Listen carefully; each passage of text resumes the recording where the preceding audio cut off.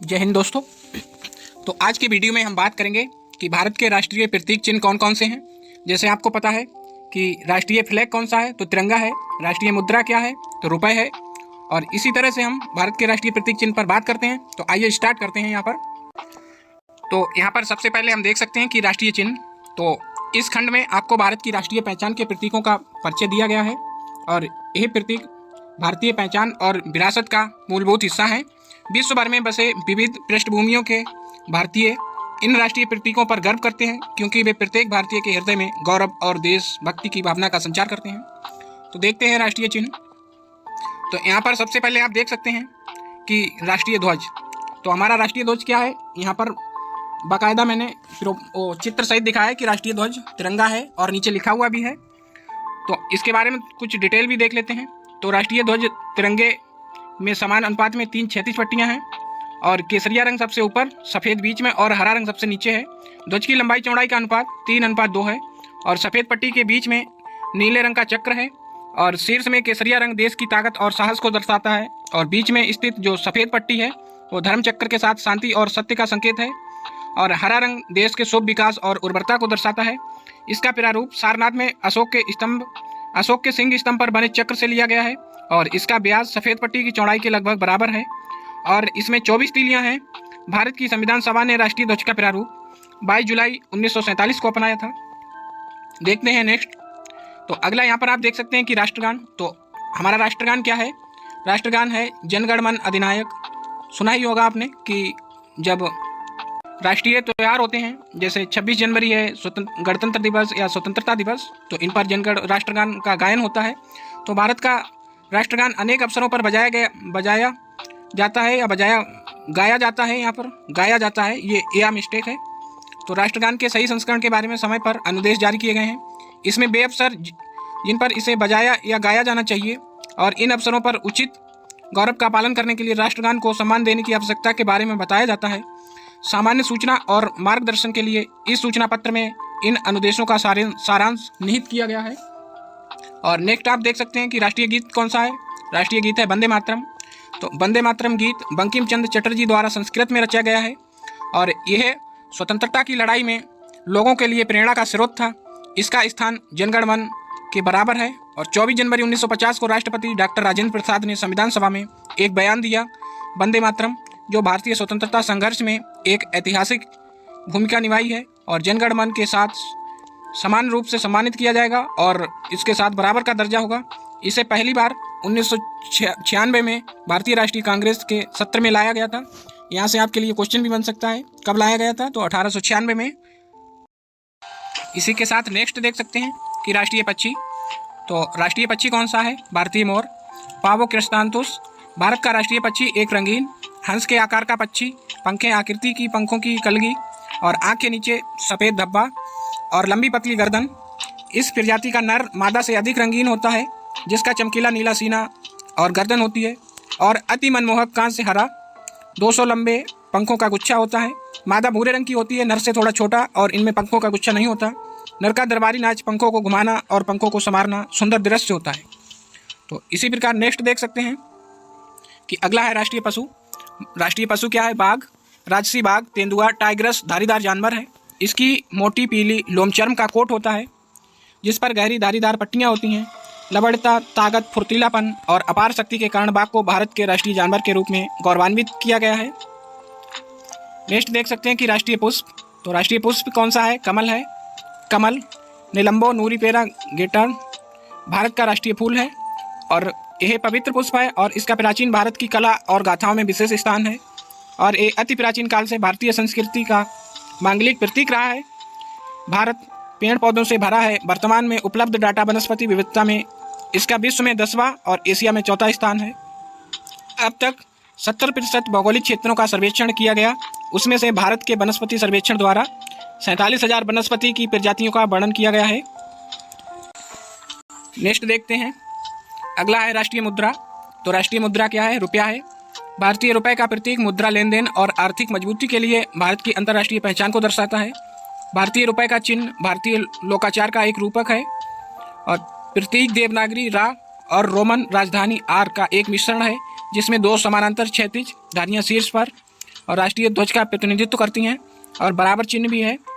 भारतीय रुपये के चिन्ह को भारत सरकार द्वारा 15 जुलाई 2010 को अपनाया गया था। भारतीय प्रौद्योगिकी संस्थान बॉम्बे से डिजाइन में स्नातकोत्तर उदय कुमार सिंह द्वारा परिकल्पित और डिजाइन किए गए प्रतीक को निवासी भारतीय नागरिकों के बीच एक खुली प्रतियोगिता के माध्यम से वित्त मंत्रालय द्वारा प्राप्त हजारों अवधारणा प्रविष्टियों में से चुना गया और इस नई पहचान को स्थापित करने और लागू करने की प्रक्रिया विभिन्न डिजिटल प्रौद्योगिकी और कंप्यूटर अनुप्रयोगों के माध्यम से चल रही है। नेक्स्ट देख सकते हैं कि राष्ट्रीय कैलेंडर। तो राष्ट्रीय कैलेंडर का नाम इसे भारांग भी कहते हैं। तो शक युग पर आधारित राष्ट्रीय कैलेंडर चैत्र के साथ इसका पहला महीना और 365 दिन का एक सामान्य वर्ष और 22 मार्च 1957 से निम्नलिखित आधिकारिक उद्देश्यों के लिए ग्रेगोरियन कैलेंडर के साथ अपनाया गया था। तो कौन से उद्देश्य हैं? भारत का राजपत्र, ऑल इंडिया रेडियो द्वारा प्रसारित समाचार, भारत सरकार द्वारा जारी कैलेंडर, जनता को संबोधित सरकारी संचार। राष्ट्रीय कैलेंडर की तिथियों का ग्रेगोरियन कैलेंडर की तिथियों के साथ स्थायी पत्राचार होता है। एक चैत्र 22 मार्च को सामान्य रूप से और 21 मार्च को लीप वर्ष में पड़ता है। नेक्स्ट देख सकते हैं कि राष्ट्रीय वृक्ष है। तो राष्ट्रीय वृक्ष क्या है? बरगद है। भारतीय बरगद का पेड़ पाइकस बेंगालेंसिस, जिसकी शाखाएं और जड़ें एक बड़े हिस्से में एक नए पेड़ के समान लगने लगती हैं। जड़ों से और अधिक तने और अधिक शाखाएं बनती हैं। इस विशेषता और लंबे जीवन के कारण इस पेड़ को अनश्वर माना जाता है और ये भारत के इतिहास और लोक कथाओं का एक अविभाज्य अंग है। अगला देखते हैं कि राष्ट्रीय फल तो क्या है? आम है। एक गूदेदार फल जिसे पकाकर खाया जाता है या कच्चा होने पर इसे अचार आदि में इस्तेमाल किया जाता है। ए मैग्नीफोरा इंडिका का फल, ये इसका बॉटनिकल वैज्ञानिक नाम है, अर्थात आम है, जो उष्णकटिबंधीय हिस्से का सबसे अधिक महत्वपूर्ण और व्यापक रूप से उगाया जाने वाला फल है। इसका रसदार फल विटामिन ए, सी तथा डी का एक समृद्ध स्रोत है। भारत में विभिन्न आकारों, मापों और रंगों के आम की 100 से अधिक किस्में पाई जाती हैं। आम को अनंत समय से भारत में उगाया जाता रहा है। कवि कालिदास ने इसकी प्रशंसा में गीत लिखे हैं। अलेक्जेंडर ने इसका स्वाद चखा है और साथ ही चीनी धर्म यात्री ह्वेनसांग ने भी। मुगल बादशाह अकबर ने बिहार के दरभंगा में, तो यहाँ पर कि बादशाह अकबर ने बिहार के दरभंगा में 1 लाख से अधिक आम के पौधे रोपे थे, जिसे अब लाखी बाग के नाम से जाना जाता है। नेक्स्ट देख सकते हैं कि राष्ट्रीय खेल। तो राष्ट्रीय खेल क्या है? हॉकी है। राष्ट्रीय खेल किसी राष्ट्र की संस्कृति के अंतर्निहित खेल को माना जाता है। कुछ देशों में वास्तव में कुछ खेलों को राष्ट्रीय खेल मान लिया जाता है, लेकिन वो कानूनन ऐसा नहीं होते। उदाहरण के लिए भारत में हॉकी को राष्ट्रीय खेल मान लिया गया है, जबकि कानूनन ये राष्ट्रीय खेल नहीं है। नेक्स्ट देखते हैं कि राष्ट्रीय नदी तो कौन सी है? गंगा नदी है। गंगा भारत की सबसे लंबी नदी है, जो पर्वतों, घाटियों और मैदानों में 2510 किलोमीटर यानी 2510 किलोमीटर की दूरी तय करती है। ये हिमालय के गंगोत्री ग्लेशियर में भागीरथी नदी के नाम से बर्फ के पहाड़ों के बीच जन्म लेती है। इसमें आगे चलकर अन्य नदियां जुड़ती हैं, जैसे कि अलकनंदा, यमुना, सोन, गोमती, कोसी और घाघरा। गंगा नदी का बेसिन विश्व के सबसे अधिक उपजाऊ क्षेत्र के रूप में जाना जाता है और यहाँ सबसे अधिक घनी आबादी निवास करती है तथा यह लगभग 10 लाख वर्ग किलोमीटर में फैला हिस्सा है। और नदी पर 2 बांध बनाए गए, एक हरिद्वार में और दूसरा फरक्का में। तो गंगा नदी में पाई जाने वाली डॉल्फिन एक संकटापन्न जंतु है, जो विशिष्ट रूप से इस नदी में वास करती है। गंगा नदी को हिंदू समुदाय में पृथ्वी की सबसे अधिक पवित्र नदी माना जाता है। मुख्य धार्मिक आयोजन नदी के किनारे स्थित शहरों में किए जाते हैं, जैसे वाराणसी, हरिद्वार और प्रयागराज।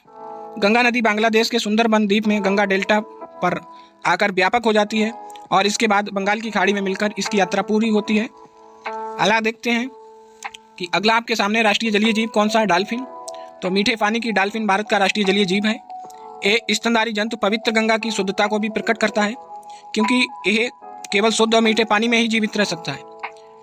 और पिलेटेनिस्टा गेंगिटिका इसका वैज्ञानिक नाम है। तो नामक ये मछली लंबे नोकदार मुंह वाली होती है और इसके ऊपरी तथा नीचे जबड़ों में दांत भी दिखाई देते हैं। इनकी आंखें लेंस रहित होती हैं और इसलिए ये केवल प्रकाश की दिशा का पता लगाने के साधन के रूप में कार्य करती हैं। डॉल्फिन मछलियाँ सबस्ट्रेस की दिशा में एक पंख के साथ तैरती हैं और श्रिम्प तथा छोटी मछलियों को निगलने के लिए गहराई में जाती हैं। डॉल्फिन मछलियों का शरीर मोटी त्वचा और हल्के भूरे स्लेटी त्वचा सल्कों से ढका होता है। कभी कभार इसमें गुलाबी रंग की आभा दिखाई देती है। इसके पंख बड़े और पृष्ठ दिशा का पंख तिकोना कम विकसित होता है। इस स्तनधारी जंतु का माथा होता है जो सीधा खड़ा होता है और इसकी आंखें छोटी छोटी होती हैं। नदी में रहने वाली डॉल्फिन मछलियाँ एकल रचनाएं हैं और मादा मछली नर मछली से बड़ी होती है।